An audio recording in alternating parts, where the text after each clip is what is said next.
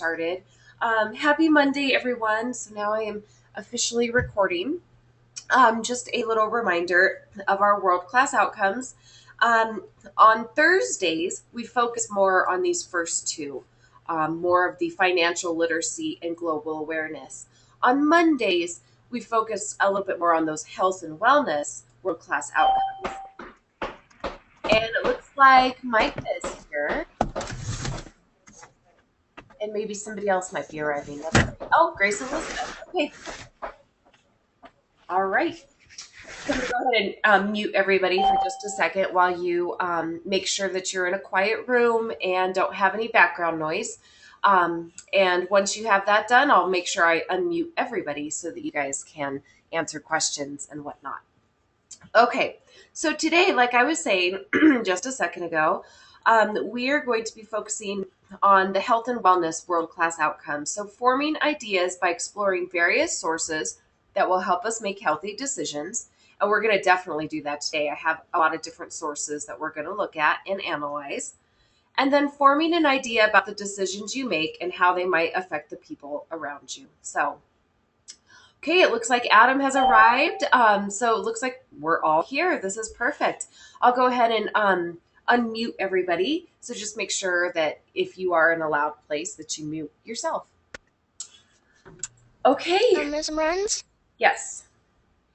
I have a sore throat, so I'll try my best to answer. Oh, that's fine. Well, just use the chat because everybody can see your answers if you just type into the chat, and it's not a big deal. So. Hi, Miss Elizabeth. How are you? Hi. Good. Sorry I'm late.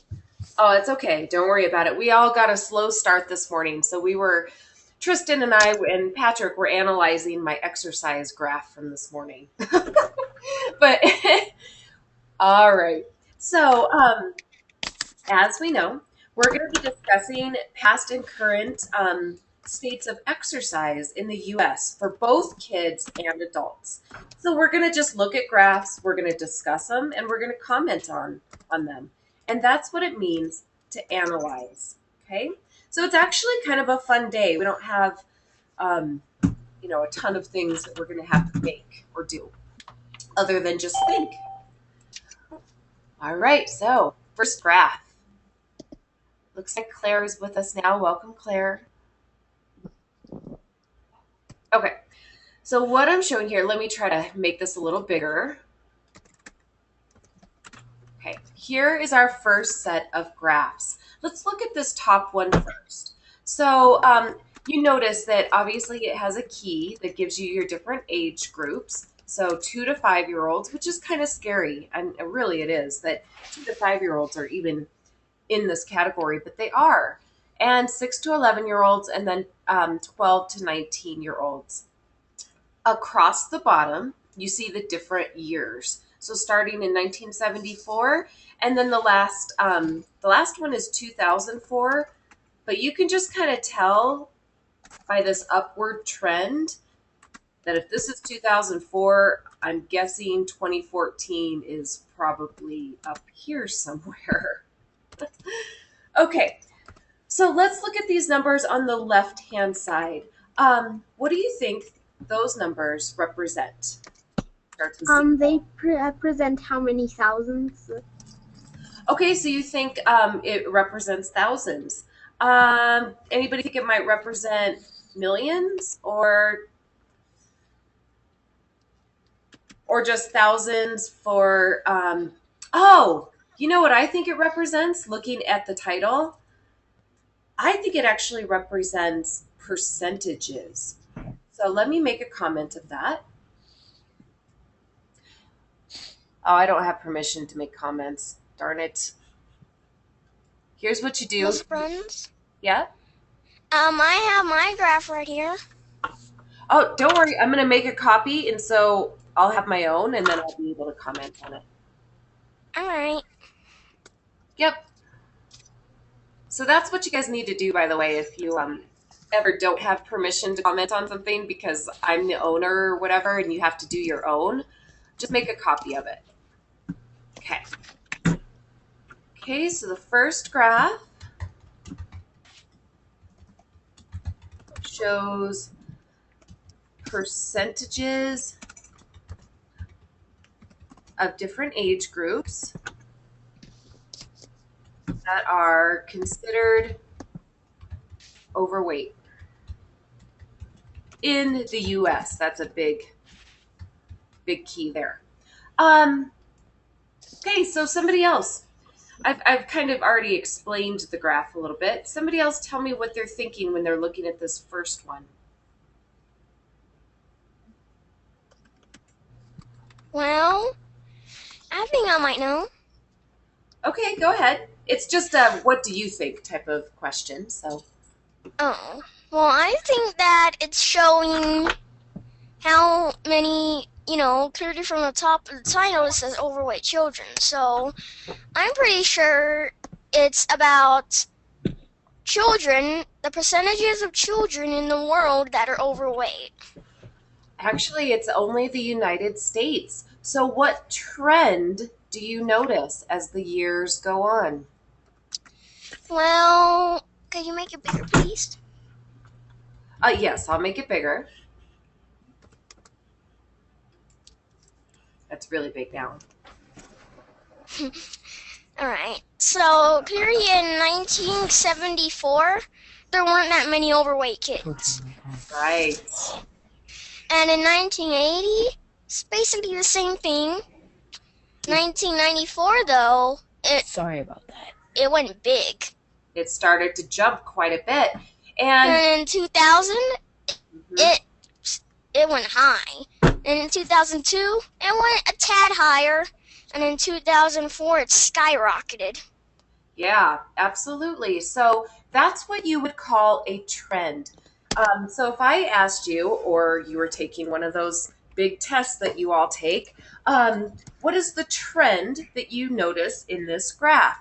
Well, okay, so as the years have gone on, the rates of overweight children have skyrocketed.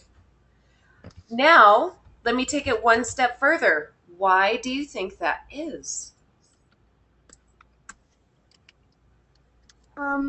I think I know. Okay, and remember, guys, this is just analyzing graphs. There's no particular right or wrong answer. It's just drawing conclusions. So, what do you think? I'm pretty sure that so because there are more and more people on the earth, that more people are selling food also and stuff. More people are selling food, and people like eating more, and they know that there's more food on the earth and more people to make it, and that's why I think they're eating more.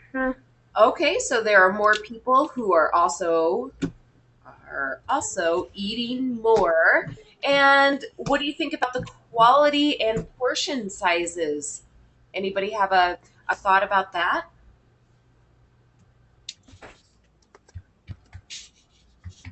Quality of food and portion sizes.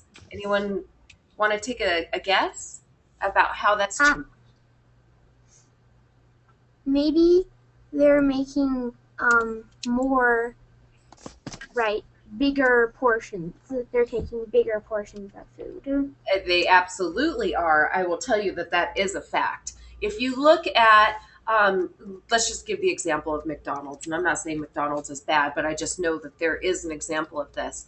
In 1974, the size of like what a hamburger looked like is completely different than what you would probably order at McDonald's today.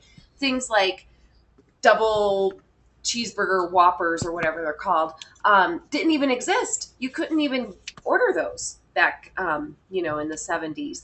And then as the and then you know how you can supersize at McDonald's and like get like an extra large thing of fries and an extra large pop. That wasn't even a possibility. So okay, so quality of food and portion sizes have increased Over the years. over the years. Yeah, there was only like one size, you didn't have a choice of getting this extra large meal. Then also, I want you to take a look at the age groups. 2 to 5 year olds, they're the blue group. Okay. 2 to 5 year olds, I mean, they definitely are on this graph, which is unfortunate, but they seem to be a little bit lower um, starting about 1980. They tend to be lower than the older kids, like quite a bit lower. Like you can see a big difference here. Why do you think that is? Why do you think 2 to 5 year olds maybe don't have as much of an issue with Because all they eat is, well, they can't really eat yet. Well, who makes food choices for 2 to 5 year olds? Their parents. Yeah, 2 to 5 year olds, um, I'm going to say, have less high rates. And I'm just drawing a conclusion, guys. This is what you're doing. You're thinking this through. I'm going to say they draw or they have less high rates probably because their parents are making at least decent food choices for them. Once you reach about 6 years old, you're definitely in school and you're a lot more independent. By the time you're 11 years old or 12 years old through 19, you're really independent as far as being able to feed yourself. But sometimes you don't make the best choices because, well, you're 12 years old. um, okay. Any other comments about this first graph before we kind of move on? I had a question. Okay. So do vegetables and stuff like that make people fat? Vegetables do not make people fat. It's all of the stuff that you can put on vegetables, like a ton of butter and a ton of salt and that kind of stuff. Um, then you can start making vegetables unhealthy. But I have never heard of a person who has eaten too many vegetables and gotten fat. It's just like impossible. So, Unless you ate like all the vegetables on the world. right. Another thing about vegetables is they make you full, so you don't eat as much. So that's another thing about vegetables. You don't need as much to feel full. And then Emma, she typed into the chat. This was a cool private message she sent me.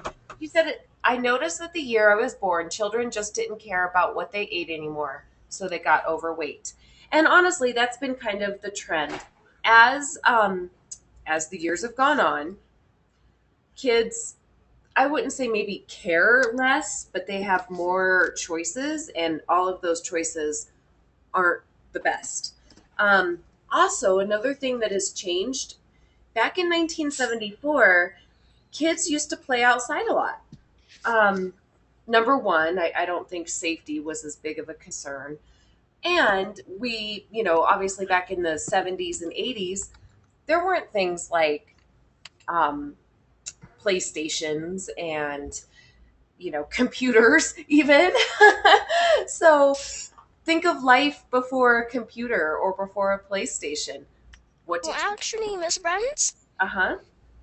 around those days, they actually did have computers, but Yeah. only the army did. Right. People had computers. It just was, they were very slow. They were bigger than my house. Well, yeah, they were big. They were clunky. They didn't do a whole lot. I remember, and you guys are gonna be like, "Wow, you're pretty old." In 19, I think it was 88. Our family got our first family computer. And that was another thing, too. Not every person had their own computer. Like, I'm sure nowadays, a lot of times your mom has her own laptop, your dad has his own laptop, your mom has an iPad, you have your own computer. No, that's not how it was. We had one computer per household, and it was slow, and it was really archaic, and it really didn't do much. So, um, basically you would use it to type on and instead of using a typewriter. So does that sound like a lot of fun? No. So what we would do is we would go outside and actually get a lot more exercise. Okay. Actually, my mom doesn't allow me to. My mom only allows me to play on the computer like once every 3 months. That's good.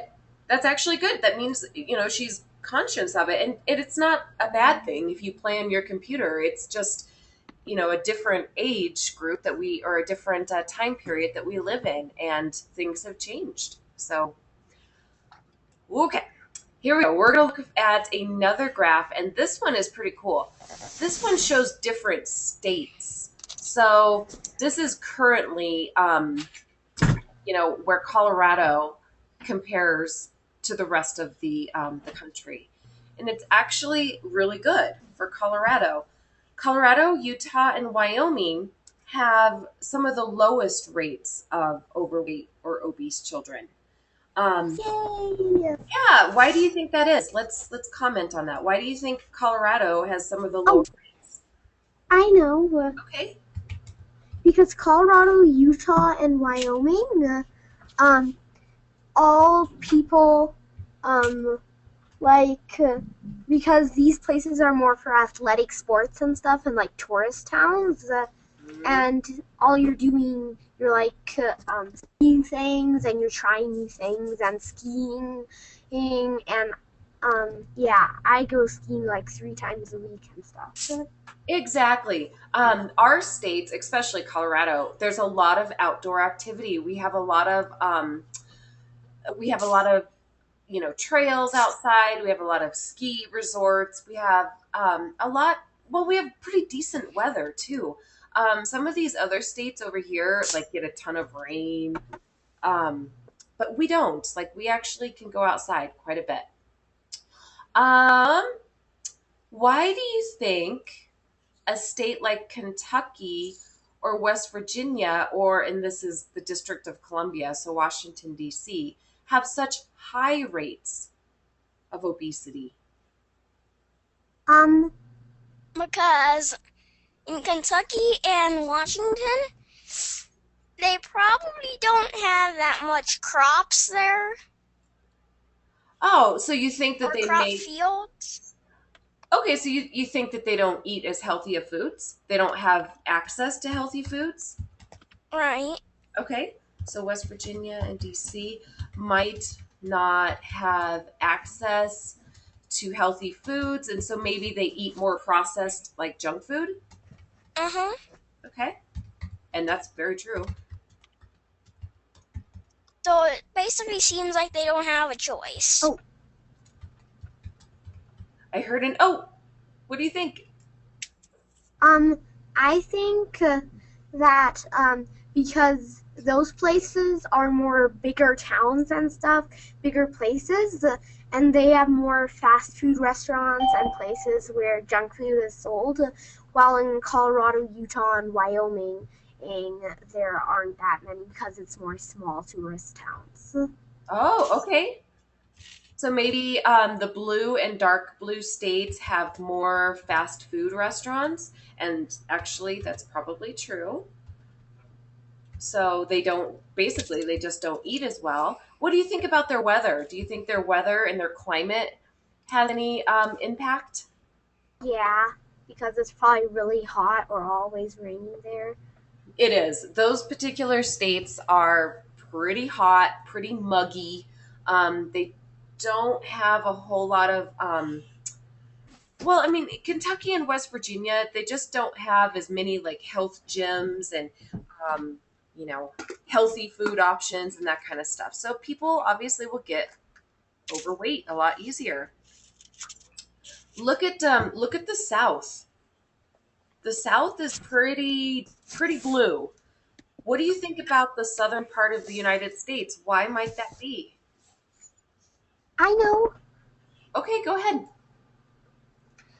because well, it's a lot in the southern parts of the United States. It gets way hotter, Yeah. and I actually, my dad, uh, actually my great, no, my grandparents, parents, live in Alabama, and right, it's really hot and murky there because I've been there before, and it's Exactly. not nice at all. And like there are bugs everywhere and stuff. Yeah, so getting out and actually exercising is kind of hard. So if you don't have a gym to go to because they're not very popular, then you don't go outside and exercise either. So what do? You probably stay indoors, and that's what we're looking at here. Claire, Right. I'm not sure why you can't see the graph. I'm sorry. Maybe you could try logging out and logging back in. It doesn't seem like anybody else is having a hard time seeing it. So, can everybody else see it? What I'm showing on the screen? Uh-huh. Yeah, I can see it. I can see it. Me Okay, too. good. So it might just be something with her computer. Okay, that was my first set of graphs. Now, so we just talked about the United States. So that was just the United States. Now let's talk about the world. This gets really kind of cool. And then we're going to predict what we might think the year 2020 is going to look like. I'm going to spend some time zooming in because this is kind of smaller. So, Hey, that's the side I was in. yeah, you got ahead of the game and you kind of started looking at some stuff, and it was really cool. Okay, let me make it just one time bigger. All right, so that's probably pretty good. Let's find the United States. Where's the United States? The green line. Yeah. So Without any dots. yeah, here's the United States, unfortunately, compared to the rest of the world. So this is past and then projected future overweight rates. So you can see along the side here, we have the proportion of overweight people, so percentages, 20%, 30%, all the way up to like 80%. And then we have the years across the bottom. It's always important when you guys are analyzing graphs to make sure that you look at the labels so that you know exactly what it is that you're reading. So we started in 1970, and then they have, obviously, we are right about here in the year 2014, but this is what they're guessing the year 2020 will be. Okay. So, what are your initial thoughts? What do you see? Well, here I have a graph printed out here. Okay, so just tell me a little bit about what you see. What do you think? Well, Korea's pretty good actually. Yes. France, they're good. Italy's the same as Korea. Australia, they're on the edge. Mm-hmm. Australia like Spain, it shot up there quite a bit, but Spain, yep. yeah, that's about the third one. Well, Canada's pretty good. England, well, they're kind of good. Yeah, And USA, yep. by like the year 2020, it's gonna skyrocket. By the year 2020, they're projecting that 70%, I'm sorry, over 70%, so up to 75% of the population could be overweight. That's huge. This is okay, so let's read what this caption says. Paul Kadosky shows this depressing graph of past and projected obesity rates. Australia seems to be working hard at catching up to the USA, which is not good, while Canada has been overtaken by Spain. It certainly doesn't look like all those healthy eating campaigns are doing much. Oh. So, compared to the rest of the world, United States definitely has the biggest problem. Where were we at in almost 1980? Where were we at? Well, We were like at 44%. Yeah, it looks like we were at about like 44%. Good. So let's practice actually reading the graph. And then about the year 2000, so 20 years later, about where were we? 62 or something. Yeah, about 62% of the United States. And this would be adults, but still, were considered overweight. And then here we are in the year 2014. So I'm just going to kind of trace that up. Where are we right now? 73% or so. Yeah. Yeah, we're pretty high up there, guys. That's over half of the United States adults are considered overweight. Now, remember, Colorado, let's go back to Colorado. happen, and this is children, but adults are actually very similar. Colorado does have some of the lowest rates in the country for adults as well. But looking at our country as a whole, it's pretty depressing. So, what do you think is different between Korea and the United States? Hmm. Well, Korea's only about like what, 30%, 30, 35, something like that. Yeah, well, not even. Well, if you're talking about today, they have gone up, so they're about 35%, 34%. Oh. So, what do you think is different about the Korean lifestyle compared to the United States lifestyle? Well, Korea seems pretty healthy Why might that be? because they eat a lot of vegetables. They They're eat a big lot of believers of vegetables. that. They do. They are obviously right by the ocean, so they probably eat a lot of Eat a lot healthy of fish, food. like salmon and stuff. And I will tell you this: in Korea, having a car is a little bit of a luxury. So people get around a lot more on bikes or by walking in Korea Um, and in China. and I know another reason. Sure, go ahead. It's because those places are also kind of poor and they Yep. don't have the money for all that food, and that's why they stay rather. They only use what they need.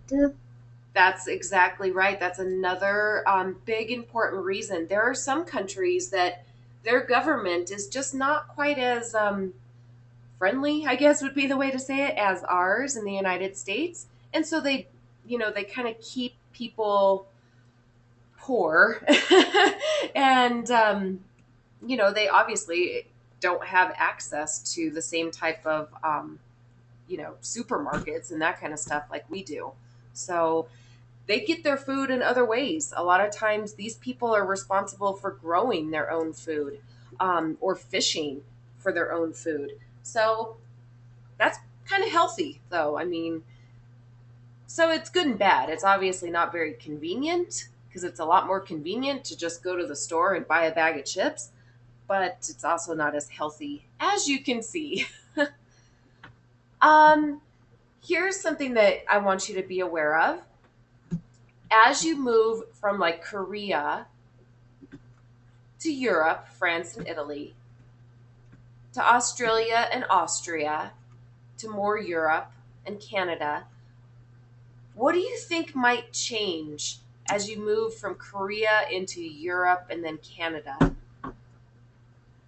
Um, What's different about these countries? Well, I, Canada looks pretty flat, so I don't think they're too bad with obesity. Now, Well, Korea, they haven't changed much, at least, yeah. Korea's basically the same. Hmm. Yeah. But and this was actually a really hard question. Um, as you move from places like Korea into a place like England and to a place like the United States, typically people have a lot more money. Um, we're just wealthier type of country. Now, is it okay, honey? Uh-huh. All right, so we have Jade with us. Jade, you're about 10 minutes early and lots of background noise, so I'm going to go ahead and mute you for now, okay? If you want to come back at 10:15, that would be fantastic. All right, so we're done kind of analyzing this graph.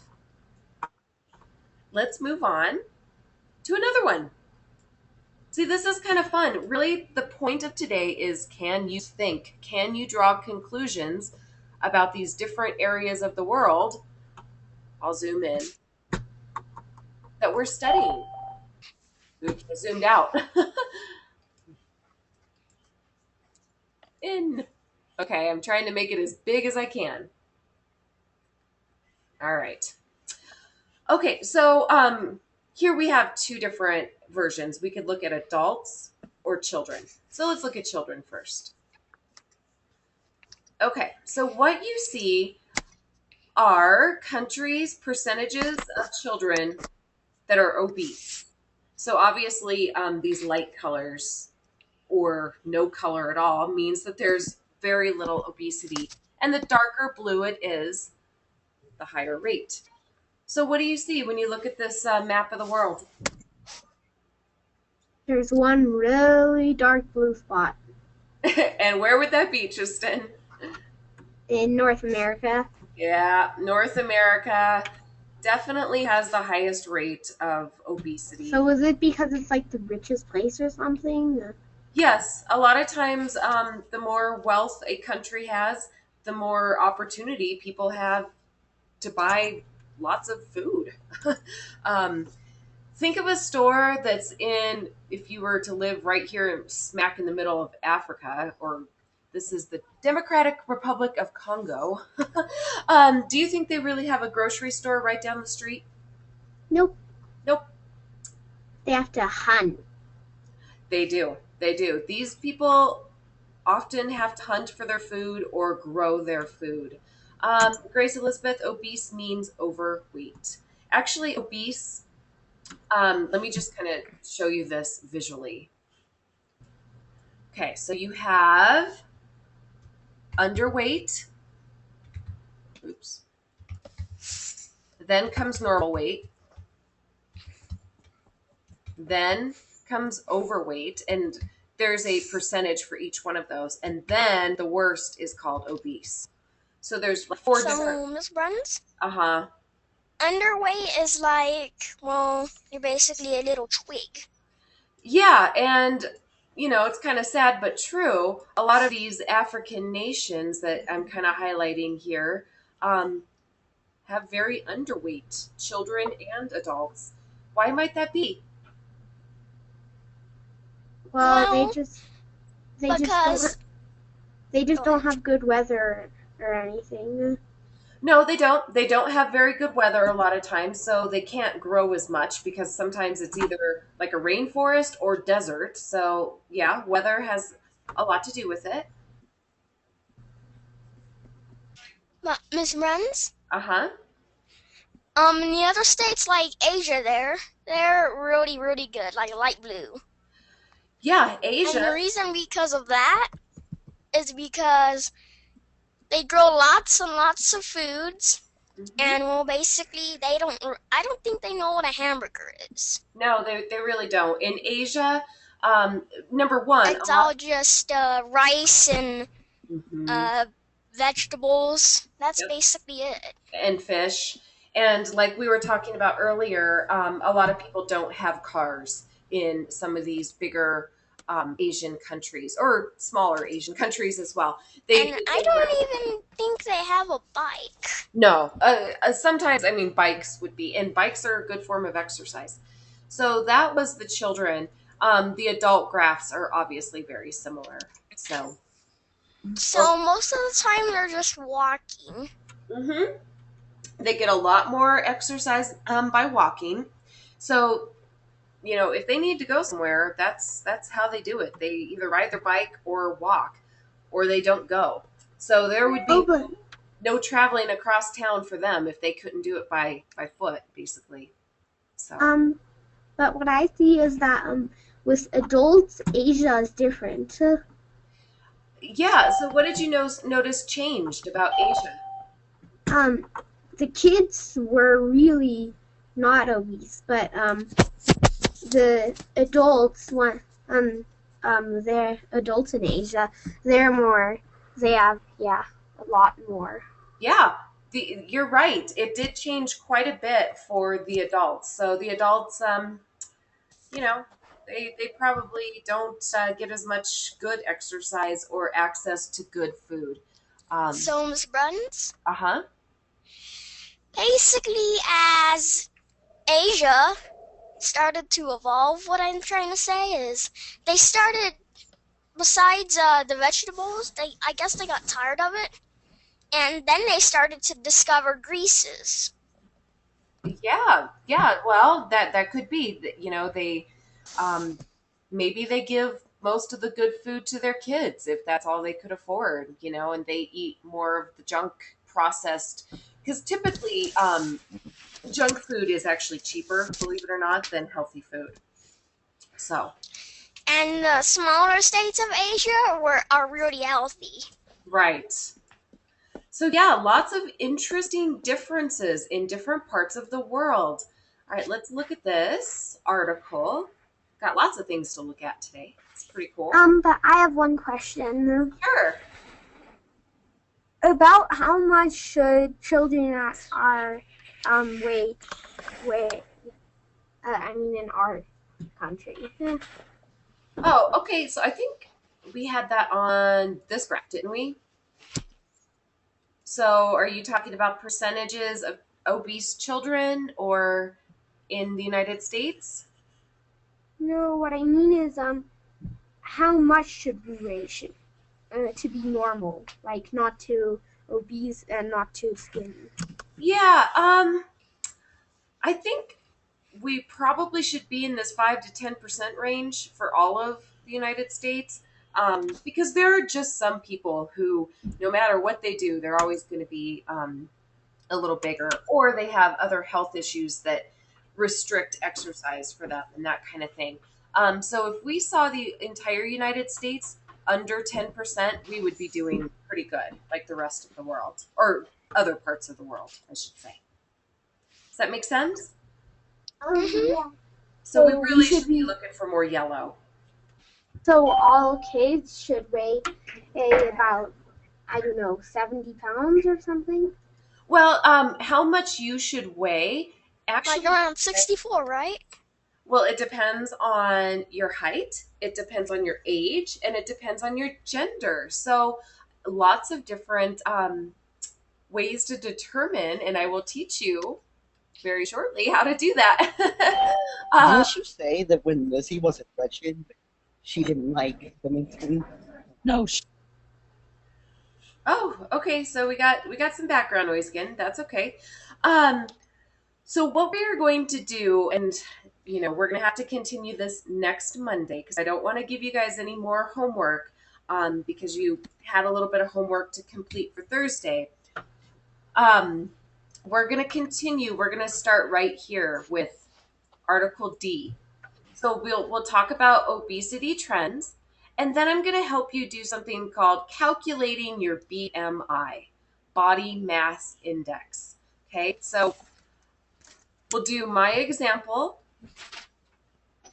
and then I'll teach you how to compute your own example as well as 10 people that you interview. Okay? So you don't have any assignments for today's stuff. All you need to worry about is what you need to get completed for Thursday. Do you all remember what you need to do for Thursday? The Olympics. Yeah. I actually have it posted. I'll show you where to find your assignment in case you lost the email or whatever. So if you're wondering, and maybe you missed last Thursday's virtual classroom and you're wondering what it is that you're supposed to do, let me remind you of where to find that. Sorry, it's taking a minute. It takes a minute to load up here. Okay. Go to your homeroom page.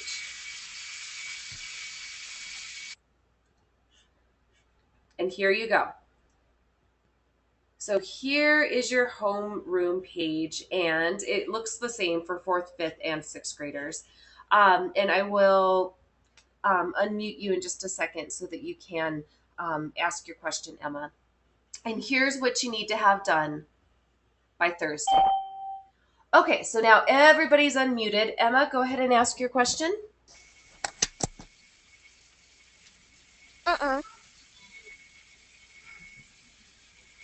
Okay, well, Emma, you can ask here in just a second. Everybody else from my 9:30 group, you are free to go, and I will see you on Thursday. Bye. Bye. Bye, 9:30. Bye-bye. Bye. Bye. Bye bye. Bye. adios, Have a great amigos. Monday. Adios.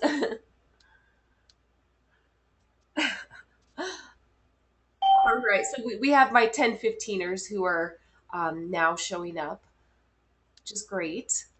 Emma, are you still there? No, it looks like she left. All right.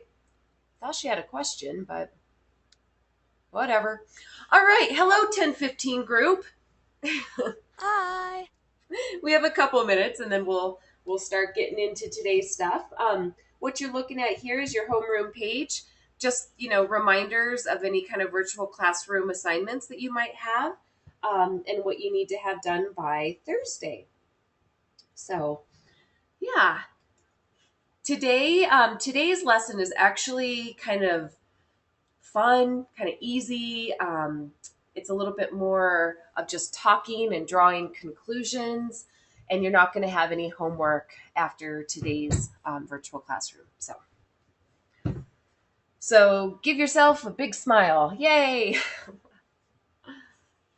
All right, let's go back to our agenda. Okay. Happy face from Claire. That's funny. Okay, we have a couple more people who are showing up. I'm just going to make sure all of my graphs are as big as they can be. I think so. I think we're doing good.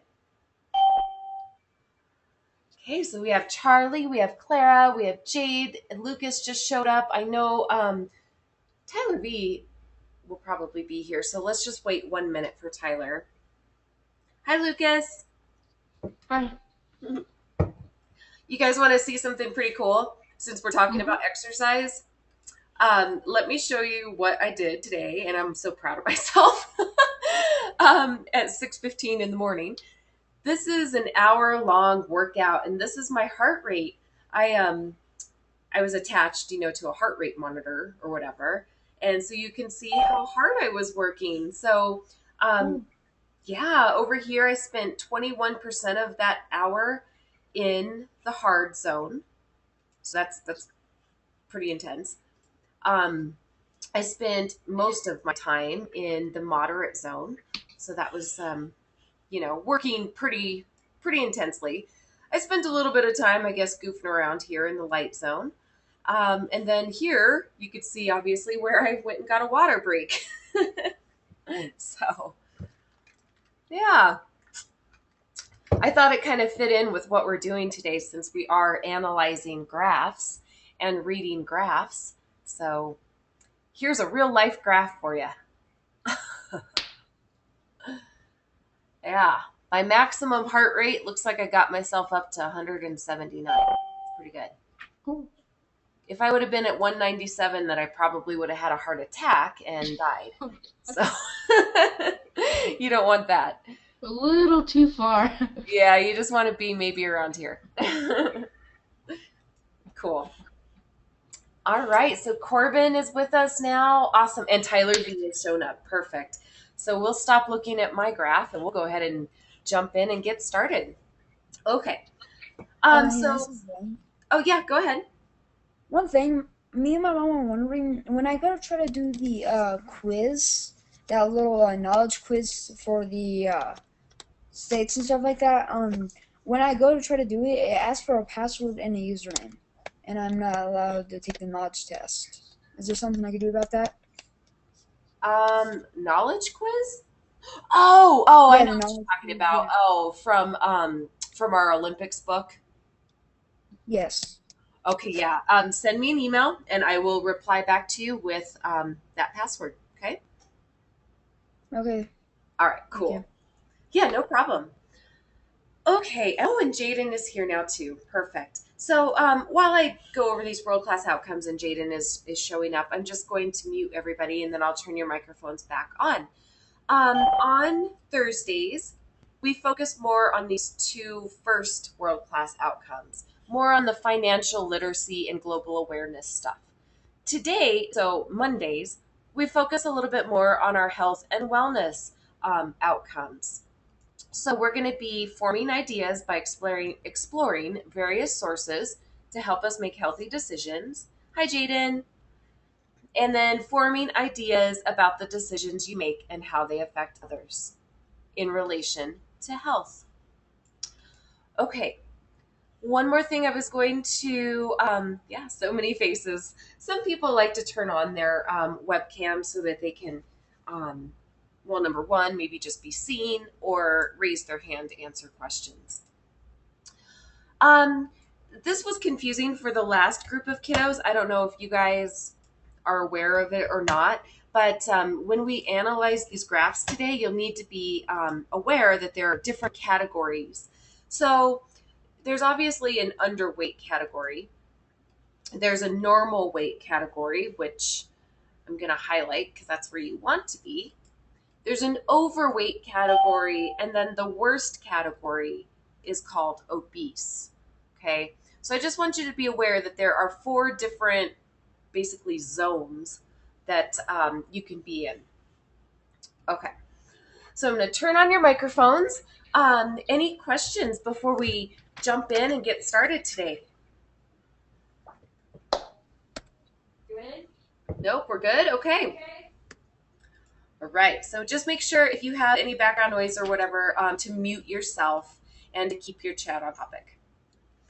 All right, so today is actually kind of fun. It's just kind of laid back. What we're going to be doing is analyzing graphs and drawing conclusions. So really just thinking is all we're going to have to do today. So you ready to think? Yeah. You're like, yeah, maybe. All right. So a lot about reading graphs. First of all, this top graph that we're looking at, what's the title? Overweight children. Actually, obesity. So remember those 4 different zones that we were in? This would be actually the worst. So this is really bad. So this is rates of obese children. And then along the left-hand side, you have percentages. I wish they would have put little percentage signs. So like diabetes. A lot of times being overweight will lead to diabetes, but not always. There's a lot of different reasons why you possibly could be diabetic without being overweight. I'm diabetic because I was born with it. Right. You have, isn't it type 1 diabetes? Type 1 you have to be born with. You're skinny. One is skinny and one is overweight. And then one's just blood sugar. Right, exactly. And I think he just has the blood sugar type of diabetes because he's not overweight. A lot of times type 2 diabetes is when adults haven't taken care of themselves and then they develop that as they get older. That's type 2. Yeah. So, okay. So what we're looking at is different age groups, and it's kind of sad to me that we are actually having to look at 2 to 5-year-olds, but it's true. And then, of course, 6 to 11 and 12 to 19-year-olds. All right, I'm not going to give you as much direction as I gave some of the younger kids. What do you see when you look at this graph? That there are a lot of overweight children to this day. Absolutely. We only have up to the year 2004 in this graph. So what do you think the year 2014 might look like? Probably 3 times higher than that. Yeah, it's probably at least a little bit higher because what is the trend that you see?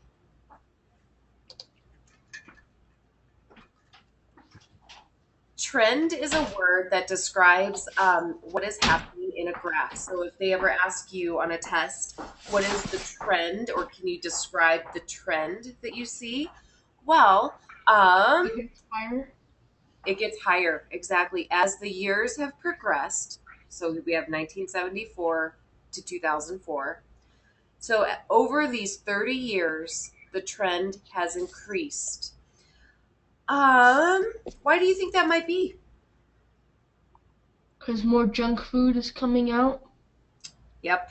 And you could kind of read some of my comments from the last group on the side here. As the years have gone on, the rates of overweight children have skyrocketed. There are more people who are also eating more. So basically, our quality of food and portion sizes have increased. that might be a reason why these numbers have gone up. Kind of like puberty, you get more hungry because you're growing constantly, but you got to make sure you don't eat too much. Right. And that you don't eat too much junk, basically. But Yeah, here's an analogy for you, and I'm not saying McDonald's is bad or anything, because I mean, I have kids. I go there every now and then. yeah, But in 1974, there was no such thing as supersizing your meal. There was no such thing as even choosing a large meal. It was all just one size, fairly normal sized, and that's what you got. You didn't have the opportunity to get these super crazy huge meals like you do today. That's one reason, because that happens everywhere. When you went to a grocery store, there weren't 500 choices of cookies. There yeah, were like five different choices. yeah. And Clara, yeah, Clara, some of these really good comments that you're typing into the chat, you should just share them with everybody. She sent me a private message saying that there are more younger children that are overweight in 1980. So she's looking at these 2 to 5 year olds. Back in 1980, looks like the rates were kind of similar. Like they weren't too different between the age groups.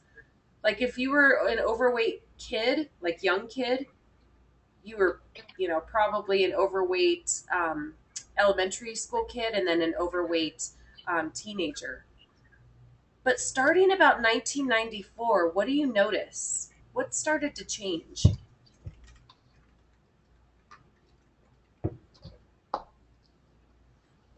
What started to change about the age groups here about 1994?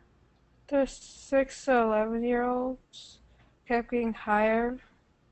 Yeah, yeah. So these 2 to 5 year olds, well, they did get higher, unfortunately, but not as significant of a jump as these other two age groups. Why might that be?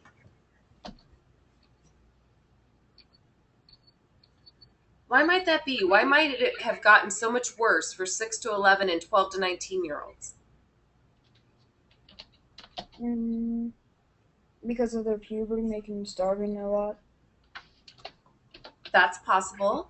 But I'm thinking 2 to 5 year olds a lot of times don't make food choices for themselves. Oh, good. I'm seeing it come up in the chat. Um, they rely on their parents or, caretaker to get them food. And so they might not have as many options to choose bad food.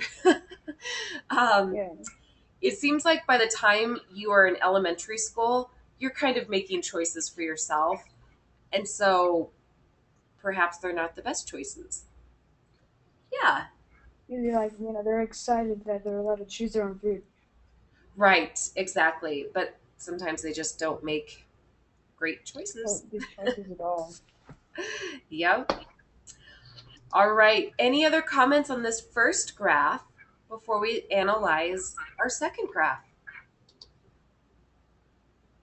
Okay. Um, No? Okay, so guys, what you just did is you just analyzed a graph. You drew conclusions based on what you think might be the reasons behind all of these increases. There's no particular right or wrong answer. We're making educated guesses here as to why things have increased. yeah. All right. Now, this bottom graph, what we're looking at is percentage of children who are obese by state. So take just a minute, start looking at it a little. I know it's kind of hard to read, but There is a lot of blue. there is a lot of blue, and those are the higher rates of obesity. This dark blue is the worst rate of obesity. Yellow states have the lowest rates of obesity. Why might that be?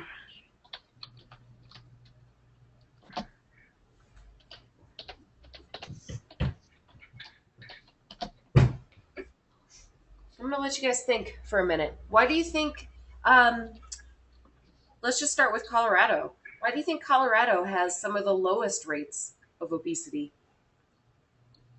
Um, because since Colorado has a lot of good farmlands, usually there's lots of vegetables grown, Okay, so people so live I'm just going healthy to life. make a comment. So Colorado has access to good, nutritious foods. Okay, nutritious foods. There we go. I'm seeing Clara type into the chat. We are known for going outside. That's exactly right. Um, The box. yep, are And very athletic. out of every state that I've ever went to, this is the one state that a lot of people actually go to exercise. At my apartment, whenever in the early in the morning, there's probably an average of 50 out of the maybe few hundred people here that go to the exercise area here and work for like 2 hours. That's right, exactly right. And yeah, our state is going to the Super Bowl. Jaden, do you have a comment? What's with the gray spots on the map? Oh, the gray spots. It's actually kind of a shade of green. Mild maybe you could call it. Yeah, they're not as good as the yellow, so they're a little bit higher. They're 10.1 to 15% obese, whereas Colorado is only 5 to 10%. Okay. And so are two others. Yeah, yeah. Wyoming and Utah are also fairly skinny states. I've Something been that both. surprised me is Kentucky. I used to live in Kentucky, and I've traveled all the way through Kentucky, through all those states to get to Colorado. But throughout all of Kentucky, I've only seen a couple fat people, so I'm Well, surprised it's so high. yeah, you're surprised that it's high. Well, tell us a little bit about living in Kentucky. What was it like outside? Well, it was very usually it was like possibly most of the time either 130 degrees or it would be below 0 to like maybe minus 20. So people weren't allowed to get out that much anyway if they wanted to. Okay, so it was either really hot or just really bad weather, basically. Not great for exercising.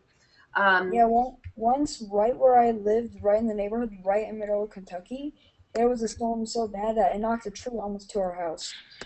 oh my goodness. And they also, and I know this is true, they don't have as many like health clubs because you would have to exercise indoors, but they don't have as many there. So, Yes. um, and Corbin was asking, what is this percentage? That means about 20%, more than 20% are obese. So that's pretty bad.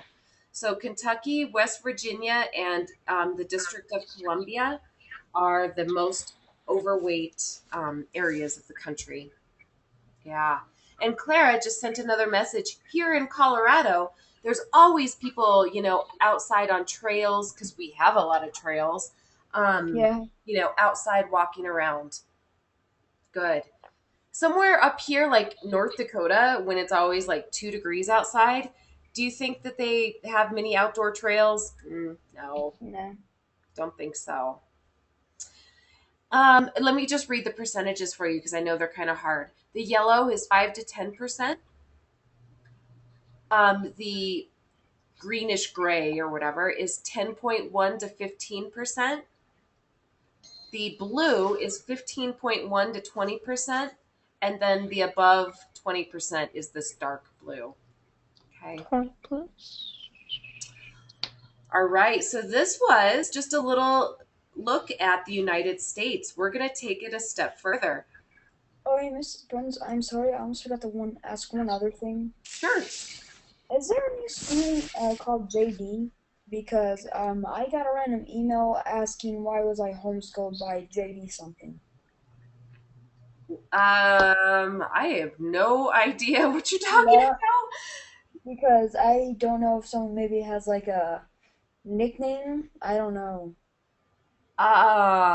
Yeah, why don't you forward that to me after the virtual classroom and I'll look at it and try to figure out what might have happened, okay? Alright, I'll see if I can send it because I don't really know how to forward, but I probably can figure it out. Just like all the rest. Oh yeah, it's really easy. You just Okay. yeah, There's a you'll little forward button on it. It says forward, and then you just click on it, and that sends it shows another email, and you can add or delete words and stuff like that. yep. Yeah, See, because the see only that thing you I can just think of is like because the only person I've ever told I was homeschooled was AJ. So okay. Well, yeah. Anyway, sorry about that, and we'll go ahead and move on to talking a little bit more about the world. Sorry about the world. So we just looked at the United States. Now we're going to analyze the world. So this is a graph of the past and future predicted weights of overweight rates. Okay. okay, So along the side we have the percentages of the overweight people, and then along the bottom we have the years again. So starting around 1970, and then the projected weight in 2012. So we have this person. He is, some kind of scientist. Paul Kidrowski shows this depressing graph of the past and projected obesity rates. Australia seems to be working hard at catching up to the United States, which isn't good, while Canada has been overtaken by Spain. It certainly doesn't look like all those healthy eating campaigns are doing much. Oh. All right, what do you guys see when you look at this? that the world is not going to look so great in the future. Well, yeah. Where's the United States?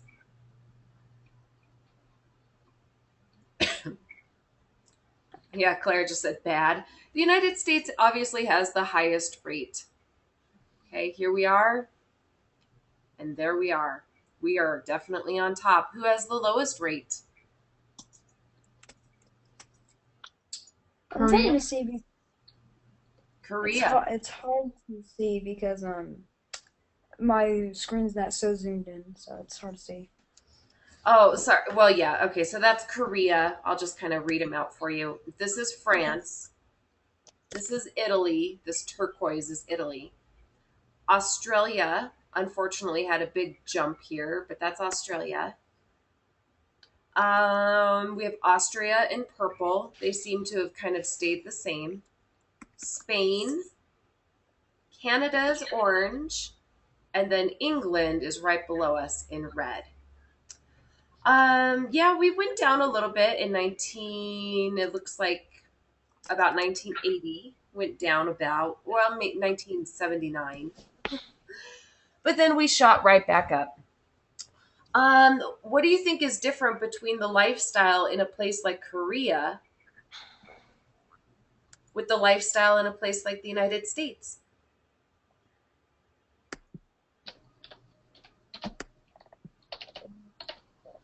What might be different? It's poor, yeah.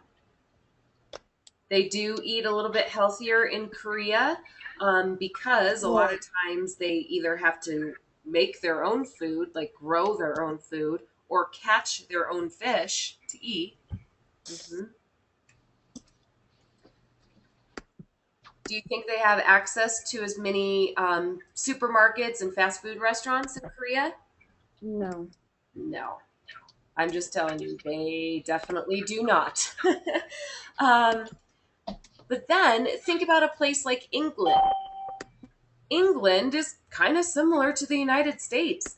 There's a lot of, wealth in England and in the United States. There's a lot more restaurants. There's a lot more access to food. There's a lot more cars. That's another thing. In Korea, if people travel, a lot of times it's by bike or by foot. Mhm. Any other thoughts when Well, you look at this graph? um,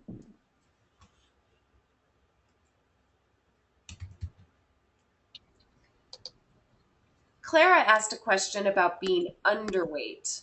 Um, Underweight, I'm going to show you a graph of some places that are underweight for the most part, is it's also not healthy. So, yeah, it's just like being overweight because you don't have some fat on you to keep you warm, and there can be plenty of problems that can happen because Absolutely. When you yeah, are because underweight, because your body still needs a bit of fat to function correctly. it sure does. Your body will start to eat your muscles and your internal organs if you are underweight. So you don't want to do Yeah. that either. And I'm going to I show you some countries that are underweight. Let's look. And what we're going to do is draw a conclusion of why you think. Here, let me zoom in a little bit.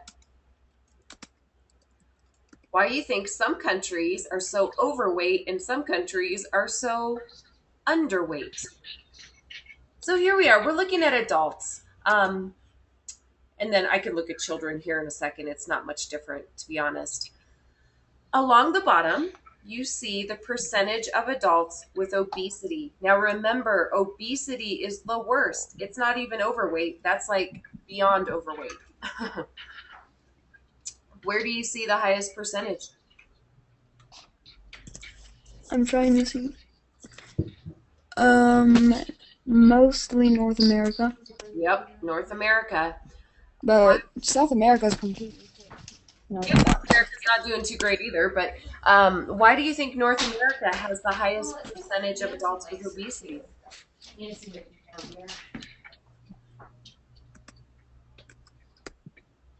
What's your guess? Well, I will help you out a little bit. These country, okay, Clara just typed into the chat. In a wealthy country, it's probably because of eating disorders. Um, well, yeah, in poor countries, it's because they're poor. Okay, so what we're looking at here is obesity. And in the United States, as well as the rest of North America here, we have access to more food.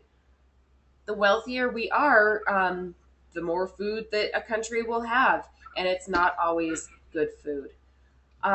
Countries like, let me jump over here. Let's look at Sudan and Africa. They're not even on the list here. They don't have any percentages of overweight people because they're on the opposite end of the spectrum, where in Sudan the climate is pretty miserable, so they can't grow a lot of food. They obviously don't have a lot of supermarkets, and they're a very poor country, so therefore they're very underweight or malnourished. So, what else do you see?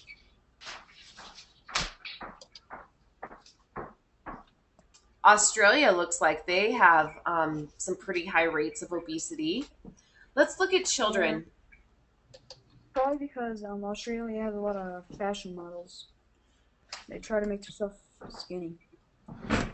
It could be, but remember, we're looking at obesity here. The parts of the world that are not colored in or gray are the places that are not obese. The places that are blue or dark blue have higher rates of obesity. So Oh, I this thought you is, were talking about the skinny one, not the fat one. oh, no, no. Oh, Here are some places where there are very malnourished children. And you can see, obviously, they have the opposite problem, right? yeah. And then, of course, here's North America again. So, any other thoughts on why different parts of the world are different like this with overweight rates?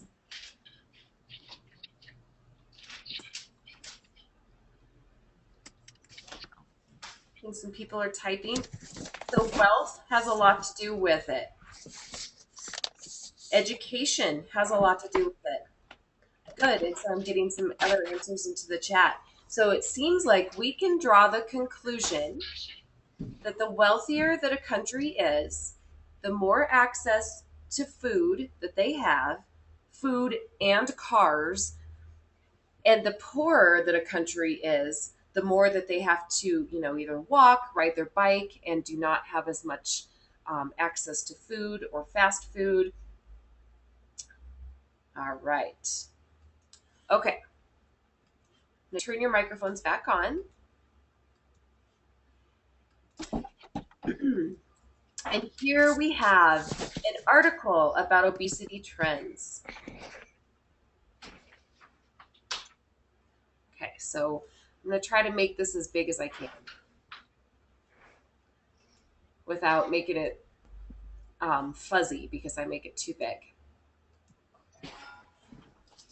Okay, there we go. That's probably about as good as it's going to get.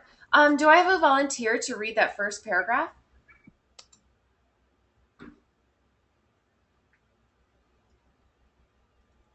Oh, you guys, don't make me read everything. I want to hear from somebody else.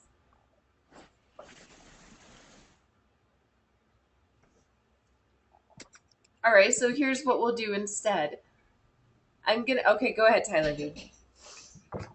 I just gotta get my eyes close enough to see.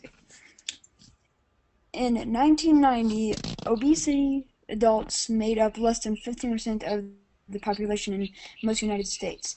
By 2010, 36 states had obesity rates of 24% or higher, and 12 of these had obesity rates of 30% or higher.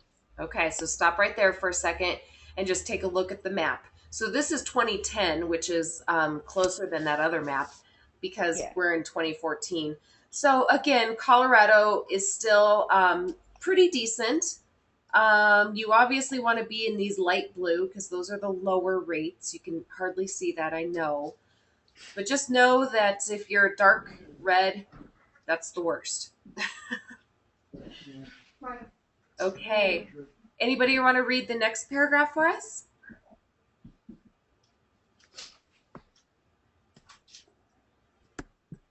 Okay, go ahead, Jaden. Today, nationwide, roughly 2 out of 3 U.S. adults are overweight or obese, 69%. And 1 out of 3 is obese, 36%. While U.S. obesity rates have overall stayed steady since 2003, the rates are still rising in some groups. The Disparities persist. So that means different. Disparities means differences in different groups of people. So go ahead.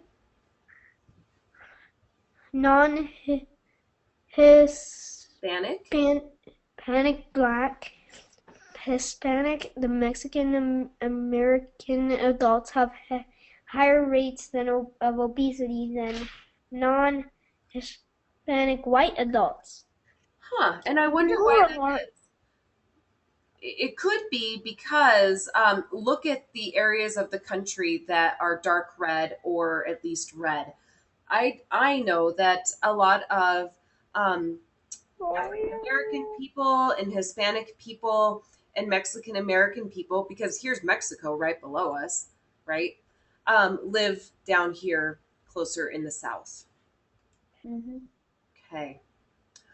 Even more alarming, the prevalence of overweight and obesity in children and adults is on the rise, and youth are becoming overweight and obese at earlier ages. That was that first graph that we looked at. Remember the 2 to 5 year olds? 1 out of 6 children and adolescents ages 2 to 19 are obese, and 1 out of 3 are overweight or obese. Early obesity not only increases the likelihood of adult obesity, it also increases the risk of heart disease in adulthood. So, obviously, when you're a kid, it might not show up, but by the time you're adults, you have cardiovascular disease or heart disease, high blood pressure, high cholesterol, and high blood sugar. So, anyway, that's, I'm going to save the rest of this basically for next time. Next time, or next Monday, I should say, when we'll pick up somewhere here on D or E, and we'll just kind of continue analyzing graphs. I'm not going to give you any homework today because I promised that I wouldn't. And so next Monday, which is February 3rd, if you can believe that, um, we'll do this graph. You're gonna make a graph of your own. Woohoo!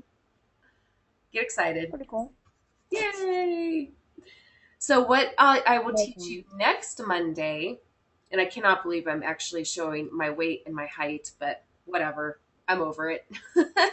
I will practice calculating BMI with you, and then you're going to be doing this for 10 people that you know, and then we're going to continue making graphs together.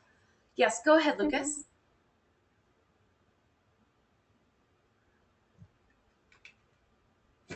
Lucas, did you have a question? You might be muted, so make sure you're not muted. Oops, sorry. Are we doing ourselves? Yes, we will be doing when you're surveying these people that you know that you talk to, 10 people, you're going to do it by yourself. But you're not going to worry about this for a week. So, if you want to get started on it, notice I said postponed until next Monday. But if you want to get a head start, sure, start looking ahead. I have one question. I don't know that many people. I know like 2 people, and that's about it. Just my parents. You know your parents, and perhaps you can email a couple of your classmates. You can use classmates. Okay. Yeah, and if you really want to get creative, I guess you could just make up some people. Okay. I'll probably do that. Okay. But don't, like I said, don't worry about this until next Monday unless you are really excited. But I'm let just me, curious about it. yeah, you can get started. That's totally fine. Let me just remind you of what you need to have done, though, for Thursday. So look on your homeroom page. That is your assignment to have done for Thursday's virtual classroom. Are there any other questions? Miss Bruns? So wait, the only thing that is for the 30th is the picking our country and which 3 countries in it we want to go to. Well, the only thing that's due by January 30th, which is Thursday, is finish reading that text. Remember the Olympics book? Okay. Finding an article about the Olympics and uploading it into the Dropbox, which I think you've already done. Yeah, I'm pretty sure I did that. Yeah, and then picking whatever 3 countries you're going to possibly choose. Okay. And somebody said they couldn't find the Dropbox. Here it is. It's right here. So you just have to scroll down a little bit more. Yeah. Could you do yourself on the chart? Yeah. Yeah, absolutely. So sorry, wrong page. Looks like some of you want to get started on it. If you're excited and want to start working on next week's assignment, you can. It's not hard by any means. So, all right, guys, that's all that we have for today. You guys did great. I want you to just be comfortable with analyzing graphs and talking about data. You don't always have to write something in order to think really hard. So you did well today. Hey, Mrs. Bruns. Uh-huh. First of all, did you get my little private message I sent you? No, I didn't actually because I was talking and so I couldn't do both at the same time. Okay, yeah, it kind of be confusing. Yeah, it kind of was confusing. But why don't you just stay for a couple minutes and everybody else, you can go. Clara, your last question about underweight people, it's probably not as bad as being overweight, but you don't want to be too far underweight, okay? You just don't because then your body starts eating your muscles and your body starts eating your internal organs. So here's where you want to be. And we'll talk about that next Monday, how to figure out where you want to be. Okay? All right. So everybody except for Tyler V, you can go. Bye. Bye, Lucas. Oh, Lucas, you have a question? Go ahead. Actually, remember how I was trying to find a book for the project for language arts? Yeah. I found it. It's the autobiography of Charlie Chaplin. Perfect. Yeah, and I know you're really into movie making and stuff, so that'll be really fun for you to read. Good. Yeah, Oh, cool. speaking of my book, you sent me that was about that we can find something as long as it's about Crazy Horse, right? You can find something as long as it's a nonfiction book about a person. Well, and of course, at least somewhat challenging for you to read. Don't find like a second grade level book, but Um, Wait, so just to be clear though, so if I want, we can't find my book, The Crazy Horse, but okay. can we buy it or like just rent a little book off my iPad that's about Crazy Horse? It doesn't have to be exactly the life and death of Crazy Horse, does it? Exactly. That would be fine. Definitely. As Okay, long as good, it's because like nonfiction. we cannot find like the life and death of Crazy Horse. The only one is out of Colorado, I think. So we would Oh, have to travel quite away. bummer. Yeah, totally. Just make sure it's nonfiction and you'll be good. Okay, but Okay. so what I was wanting to say was it turns out Jay Davis was JD. He meant why did I come to the cyber school? Because Oh, yeah. he And just Jade is forgot. actually a girl. Ah, Yeah. Yeah. that's something Oh, new.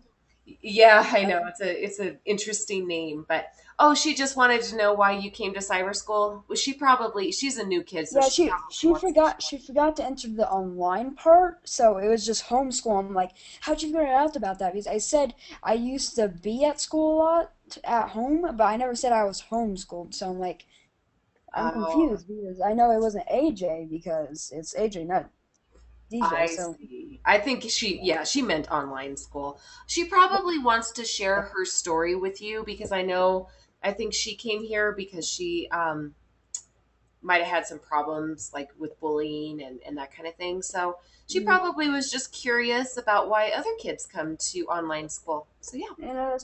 and but what's up with all the surprise girls today? On a friend on Xbox, it turns out he was a girl. Then Jade's a girl, and it turns out that my best friend is actually a girl, just with a voice modifier to sound like a boy. Oh dear. Well, I don't know. Us women are just tricky, I guess. So how fun.